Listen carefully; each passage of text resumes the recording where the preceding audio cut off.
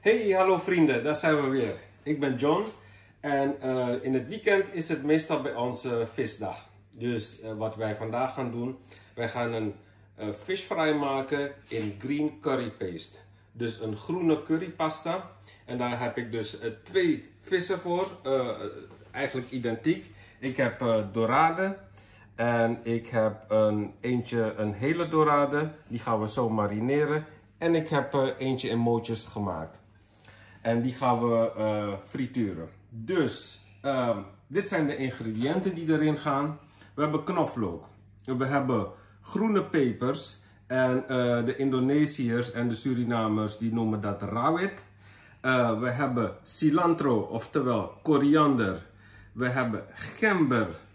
We hebben curryblaadjes. Dit is trouwens heel optioneel. Dat hoef je niet erbij te doen. We hebben kurkuma. We hebben maïzena. We hebben 1 citroen. En we hebben zout. Nou, vervolgens gaan deze ingrediënten, die gaan allemaal in de blender en dan maken we de currypaste van. Dat was het enkele seconden in de smoothie maker. En dan krijg je zo'n een groene pasta ervan. En dan gaan we nu de vis marineren. Voordat ik met de ovenversie begin, wil ik eerst nog wat inkepingen tot aan de graad van de vis. Die zal ik maken, zodat de masala lekker kan intrekken in de vis. De groene pasta zit nu op de vis en ik ben nu aan het inmasseren. Ik gebruik daar mijn handen voor, zodat je echt goed tussen de naden door kan inwrijven. Natuurlijk dient het gezegd te worden dat je vis wel schoon moet zijn, vrij van schubben. Ik heb de vinnen ook afgeknipt. En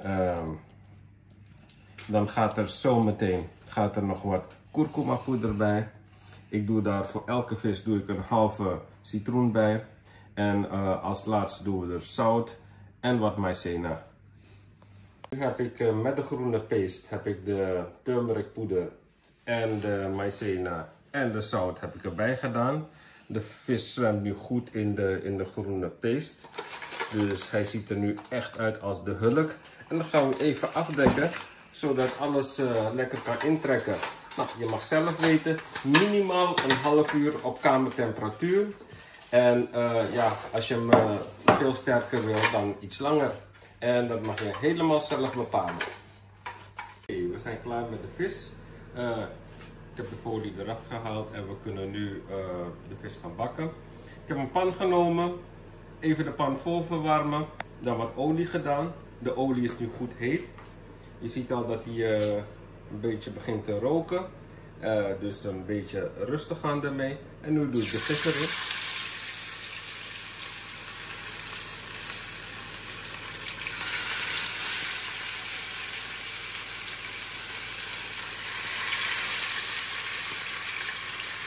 Tegelijkertijd pakken we deze beauty en die doen we dan in de oven voor, nou, laten we zeggen, een half uurtje.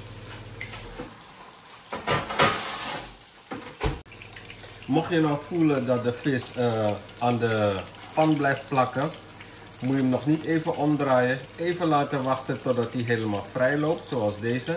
En dan mag je hem omkeren. De hele vis is nu van de grillplaat af. We hebben jullie met dezelfde masala 2 verschillende manieren laten zien. De hele vis gegrild aan beide kanten. Hij is mooi bruin en lekker ingetrokken. En een gebakken versie, zoals we noemen shallow fry met een beetje olie.